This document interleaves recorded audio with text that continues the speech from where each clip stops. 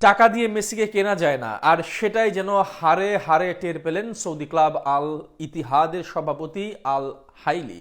সম্প্রতি এক ইন্টারভিউতে তিনি জানান, লিওনেল মেসির জন্য ফাঁকা চেক দিতেও প্রস্তুত ছিলেন তারা। এমনকি কতদিনের চুক্তি হবে সেটাও নির্ভর করত ফুটবল জাদুকরের উপর।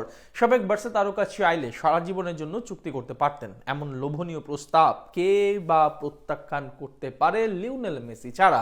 কিন্তু কেন সৌদিতে যাননি এলেমটেন, কেনই বা ফিরিয়েছেন এই প্রস্তাব? এসব নিয়ে বিস্তারিত শুনবো রিপোর্টে। ইউরোপের পাট চুকিয়ে লিওনেল মেসি যখন চলে যাবেন তখন ফুটবল পাড়ায় জোর গুঞ্জন ছিল আর্জেন্টাইন অধিনায়কের পরবর্তী গন্তব্য হতে পারে সৌদি প্রো লিগ।